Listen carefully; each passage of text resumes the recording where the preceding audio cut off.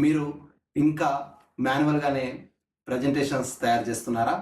అయితే ఈ వీడియో మీకోసం అండి. ఈరోజు నోట్బుక్ ఎల్ఎం స్లైడ్ డెక్ని ఎలా ఉపయోగించాలో స్టెప్ బై స్టెప్ నేర్చుకుందామండి.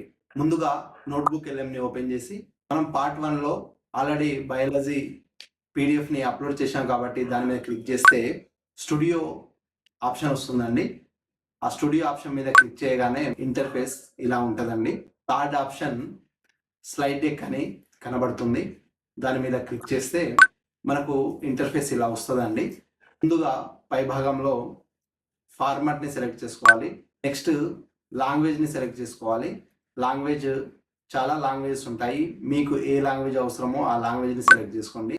ఆ తర్వాత లెంత్ సెట్ చేయాలండి, షార్ట్ లేదా డిఫాల్ట్. నెక్స్ట్ సోర్సెస్ ఆప్షన్లో మన దాంట్లో ఒకటే సోర్స్ ఉంది కాబట్టి ఒకటే కనిపిస్తుంది. మీరు మల్టిపుల్ సోర్సెస్ కూడా ఇక్కడ ఇవ్వచ్చండి. ఆ తర్వాత ప్రాంప్ట్, ఇది చాలా ఇంపార్టెంట్ అండి. చూడండి, నేను ప్రాంప్ట్ జస్ట్ పేస్ట్ చేసి జనరేట్ మీద క్లిక్ చేయగానే కొన్ని నిమిషాలు తీసుకుంటుందండి జనరేట్ అవ్వడానికి. చూడండి ఎంత బాగుందో, వావ్, భలే ఉంది కదా. 10 పేజెస్తో అద్భుతమైన ఇమేజెస్ అండ్ కలర్ఫుల్గా ఇచ్చిందండి. మరి మీరు ఇలాంటి ప్రజెంటేషన్ క్రియేట్ చేయాలా?